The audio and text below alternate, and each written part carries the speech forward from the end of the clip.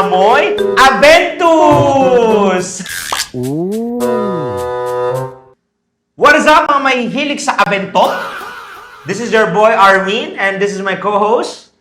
Mabantot na parents. Welcome back dito sa Amoy Aventus! Mabantot na parents. Mabantot na Aventus. So for today's episode, nakikita nyo naman, all black kami ni Boss Terence. Everything is black talaga para mag-match naman sa itong i-review namin pabango, which is marami sa tingin ko naghihintay and they are anticipating for this review nitong Extrait de Parfum, which is the newest release ng Armaf from Club de Nuit series nila. Okay, Boss Terence, are you ready Let's go. for this? So, magbibigay na namin to ng justice kung which one is really worth it and also which one is not really worth it. Okay? Okay, Game, Boss Terence? let's go. Let's start it. Okay. Tatanungin ko si Boss Terence. Boss Terence, how do you compare etong si Extrait de Parfum comparing sa LE, Limited Edition Parfum? Well, LE, off the bat, talagang juicy pineapple. That's correct. Okay? Yung smoky birch niya, parang, for me, background lang. Okay. But yan, Aventus DNA, yes, Aventus. I'm not claiming to be an Aventus expert. Okay. So hindi ko siya kayang i-compare sa mga batch. So ikaw tatanungin ko, Oo. itong LE sa tingin mo, anong batch ba yan mo pwedeng i-compare? Okay. Actually, yung LE na yan, based on my experience, I'm not also Aventus collector. Wala akong ni isang Aventus na pabango. But for me, parang mas malapit siya parang sa 2015 or 2016 batch ng Aventus. Kasi balansado lahat ng pabango niya. Yung the fruity, smoky facets ng pineapple, the birchy, the patchouli, the salty ambergris, and a sweetness konti ng vanilla or tonka bean nandyan sa background niya.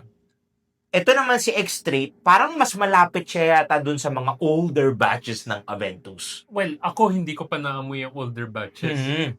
Pero nung inamoy ko siya, Oo. ang first impressions ko Yeah. is andun yung pineapple, Mhm. pero 'di ba kanina sinabi ko sa LE, Oo. yung smoky birch parang nasa background lang. Yes. Ito parang upfront, madidetect mo talaga siya eh. Initial blast pa lang, you will Yes. get that eh. At saka parang mas makapal siya eh. Nagmukhang parang side by side ng mukhang mas transparent ito.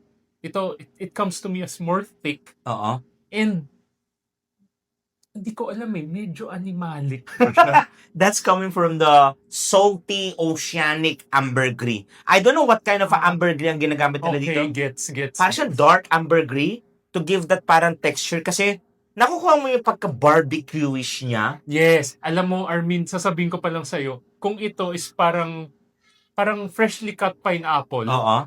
ito, parang kang kumain ng barbecue sa mga Hawaiian restaurant, tapos they serve the grilled pineapple on the side. Oo.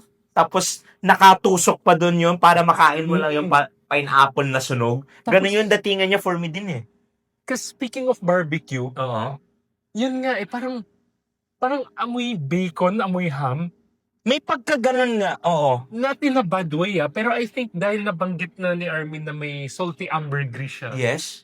parang yun eh. It's parang hindi lang siya tarty eh. It's tarty, it's smoky, it's, ano ba to?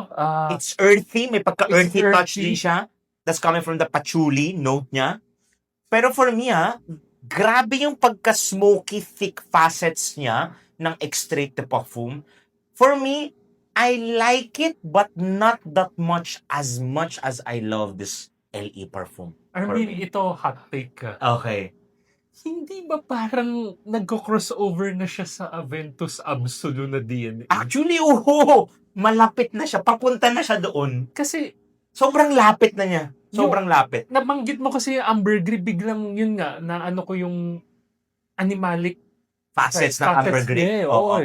Nawala dito. Meron pero Nasa background lang eh. mahina lang Oo. eh. Hindi masyado presence dyan yung ambergris eh. Okay. Ito tatanungin ko sa'yo. Yes. So, sa tingin mo, kanino mas babagay to? And anong crowd ang mas babagay to? Actually, in my opinion, Yung LE, bagay siya any age, pero more on the young feel siya. Kahit estudyante, kayang i-rock to. Pero itong si X-Street, medyo parang matured na yung datingan niya. Yes, I agree. Yung parang may parang pinagdaanan na sa buhay. Yung parang alam na niya, na pagdaanan na niya yung mga parang sacrifices niya sa buhay niya. So, Yung talagang may alam na. tama ba pagkakaintindi ko? This is mas versatile. That's correct. And this is parang mas mature. And para siya talagang niche na yung atake niya. Very Ah, niche na yung atake niya. so, straightforward question. Yeah. Kung wari, magkapresyo tong dalawa. Okay. Sabihin natin, pero silang, ano ba to, 125 ml? Oo. Sabihin natin, same price, same size. Oo. Anong mas gusto mo? Ang scent profile ng limited edition or yung X-Street? Actually, for me, mas pipiliin ko si LE Parfum, personally. Pero, if gusto ko yung atake ko sa isang particular day, I want people to notice that I love Aventus older batches. I am a collector of, let's say, that ganun yung datingan ng Aventus mo. More on smoky, more on parang barbecue-ish na pineapple. I would love to own this one on my collection. Ganun yung datingan. Pero if pupunta ako something na crowd na parang everyone will appreciate me, I would go with LE Parfum. But very niche na yun talagang datingan niya. Pero nandun pa rin yung pagka-present ng pineapple niya. It's just very, very artistic na yung approach niya. In my opinion, ha, in my nose, the way I smell it. Ikaw ba, para sa'yo ba, which one yung bibilin mo para sa sarili mo, Boss Terence? Alam mo, LE or the X-Straight? Feeling ko ngayon medyo I'm gonna contradict myself. Sige. Kasi sa mga nanood ng previous videos, Yes. alam nyo na parang yung DNA ng Aventus Absolute hindi ko gusto. Oo. Because I find the salty amber green note very Challenging. challenging siya sa akin. So, kaya nga yung sa mga dupes ng Aventus Absolute, mas bias ako dun sa mga mute down yung amoy nun. Mas gusto mo transparent na Oo. parang diffusive. Oo. So, siguro isipin nyo dito, kung ganun, pipiliin ko yung is LE. For the longest time, ito talaga yung pinaka na-enjoy namin na Aventus Yes. dupe. It's just that ngayon lang kami naka-access dito. Oo. Shout out kay Dubai Shop Baliwag. Shout out Dubai Shop Baliwag. Pero, ba't ko siya nagustuhan? Mhm. Kasi, yung Aventus Absolute, ayoko yung Sauvage Elixir DNA. Ayoko. gets. Ayoko. Mm. So, ito, since hindi ko masyado nadidetect yun, more Oo. on yung salty amber green na hindi naman ganun ka-amp up, Oo. I find this the right balance of parang yun nga, parang an everyday wear pero mas may dating. If that makes sense. Yes, it makes sense. naman. So, parang mas gusto ko to. Oh, okay. Interesting. Okay. So ano yan? Hindi mo na gagamitin si LE, dito ka na sa X-Ray? No. Si LE definitely gagamitin ko pa rin. Oo. Kumbaga ito dumb reach eh. Tama Okay. ka eh. Parang any day, kung nga office lang. Oo. Pero ito kung nga medyo gusto mong parang i-elevate yung ano mo, let's say. Yourself? Again, siguro Mm. feeling ko, I don't know if you would agree, mas pleasing pa rin ng LE. That's correct. Pero pag let's say, siguro kung pupunta ka na event na nandun si Amoy Piranha, nandun yung mga may mga marunong sa pabango. Okay. Feeling to, ito yung parang, Mapapawaw sila. pare, vintage batch ba ng Aventus yan? Oo, pare. Batch 1301 yan ng Aventus. Pero dito kasi, Aventus look yan. It's parang very complex na siya, na malapit na siya dun sa Aventus Absolute, tong X-Straight Mas version. advanced. Yeah. Mas advanced. mas enhanced, mas parang yung ingredients na nilagay nila dito, it's for the niche category na datingan niya. So, yun lang yung honest take namin dito sa dalawang pabango na to. And, kamusta ang longevity nito sa'yo? Ay, ito matagal. Mm. I'm not sure kasi I told Armin dito Yeah. sa LE, parang third or fourth hour, parang, Nagmamute na siya. or I'm not really sure kung nano-noseblind ako. Okay. Pero dito kasi, siguro dahil mas thick niya, yung mas mataas ang oil concentration niya, amoy na amoy ko siya Oo, kahit throughout the 8th, day. 9th, 10th hour eh. Ay, grabe. Projection, malakas. Ang projection, I would say, parang pareho lang eh. Okay. Correct me if I'm wrong, I don't think extracts are really designed to be projecting eh. Depende rin Dahil- minsan sa composition or in the ingredients Well, in that my they opinion, put inside the perfume. In my opinion, first 2 hours, parang mas projecting ito. Mas Parang, diffusive. Oo. Kasi medyo mabigat ito eh. Or utak ko lang yun, hindi ko talaga alam. Okay. Pero ito talaga, parang... Pumuputok talaga Parang siyang batang malikot eh. Ito Batang makulit. Makulit. Ito parang, alam mo yung mature, nasa tahimik lang. Behave ganun. lang, nag-o-observe Oo. lang yung datingan niya. Alam mo ba, sa akin ito ang mas malakas. Ito yung parang nano-nose blind ako, akala ko wala na. Mas performing to sa skin ko, sa akin, comparing to this one. Although ito, very thick talaga siya. Pero if you want something very diffusive, you go with LE. But if you want something very thick and artistic approach ng Aventus, parang collector's batch edition, parang 2010, 11, 13 yung datingan niya. Complex, pero nandun pa rin yung DNA ng mga Club de Nuit series, EDT, EDP perfume. Mas kinomplex pa niya, you go with the X. Tignan mo to LE, amuin mo sa balat ko. Medyo na-mute na yung pineapple. Wala na. Medyo parang, Oo. parang nanahimik na. Ito, Pero amuin mo yung extrait.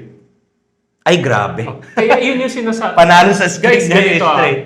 Take everything we say with a grain of salt. That's correct. Our experiences should not dictate your experience. Yes. Kahit kami nga dalawa, we have conflicting parang experiences eh. Mm. So ayun. Iba talaga eh. Tingnan mo sa akin yung LE perfume. Oh, tingnan mo. Naamoy ko pa yung pineapple eh.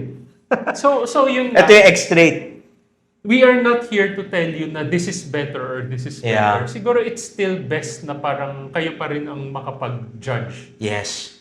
Ah, Kayo pa rin makakapag-experience yan kung kamusta ba sa skin chemistry nyo. And also, weather. Malaki din ang factor ng weather. But all in all, I think Armin and me would agree na pag sinasabing Aventus-inspired or Yeah. Schmoops, Oo. parang sila pa rin yung talagang Nasa- one of the best.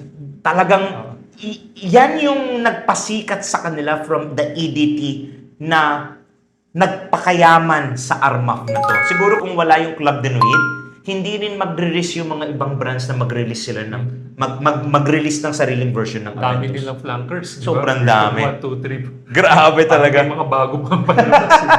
Yun lang. And by the way, do you know that yung X-Straight na perfume, it's quite limited sa ibang countries lang.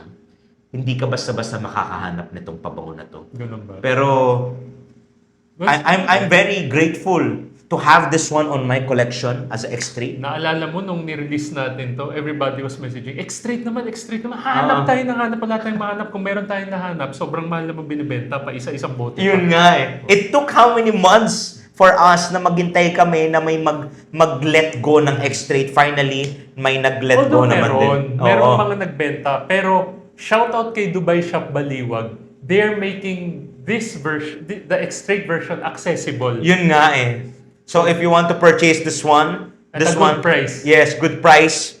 Please don't hesitate to buy it. But we suggest you take a grain of salt yung sa mga binanggit namin dito sa dalawang pabango na to, and you do you, which one you Kasi prefer. feeling ko marami na namang mag-aaway sa comments. Sobrang dami May na lang. mga Team EDP, EDT, ngayon may Team LE, ngayon may X-Straight pa, makikigulo. Meron pang Dubai version. Dubai diba? version, National Day ba yun, something? Tapos parang may sinendo ko sa'yo, may bago na Bago na naman. Pero based on my observation, 2025 release daw yun. Now, let's go on the ratings. Anong marirate mo sa X-Straight? Since nagustuhan mo si X-Straight compared kay LE. Alam mo, ganito. I'll give them a same rating. Parehong 9 out of 10. Okay. Kumbaga, preference nyo na lang. Gusto nyong mas mature yung atake? Oo. Or gusto nyo mas bagets yung atake? Either way, the DNA is there. And either way, subok na rin namin eh. Yeah. It's just that, yun lang, nalagay kami sa posisyon na kailangan namin sila i-compare. Yes. Pero, they're both good for me. Okay. Ikaw, anong rating mo sa kanila? For me, iba ang ratings ko sa kanilang dalawa na to. For me, sa X-Straight, I would give it parang 9 out of 10. I like it, but hindi katulad nito. For me, talagang 10 out of 10 talaga to eh. it gives me that parang, Armin, ito yung talagang parang ginawa sa'yo ng Arma. Ito talaga yung para So, ito sa talaga akin. ang gold standard mo for Aventus. For me, 10 out of 10 talagang limited edition perfume. The best yan so far. Dumating sa point na anytime na sinusuot ko to, kahit random stranger, kino-compliment ako, hindi ko naman ini-expect na makakakuha ko ng compliment. This is my most complimented perfume sa dami-dami kong pabango and other perfumes din as well. Iba talaga pag naka-Club de Nuit Intense ka. Ibang level, especially limited edition perfume. So yun lang yung masasabi namin. Nothing else to say, Boss Terence? Let us know in the comment section what is your favorite Club de Nuit Intense for Man from Armaf. And pag-usapan natin yan sa comment section. Huwag natin kalimutan, if you really support perfume contents, don't forget to give us a like and comment kung na-try nyo na to. And what is your favorite Aventus? And share this video. And huwag natin kalimutan na lagi magpabango para sa sarili natin, hindi para sa ibang tao. Keep spraying your perfumes because life is too short. Till next time, love you all, guys. Tanungin mo. Mga ganun. Behind the scenes. Okay. Okay, game.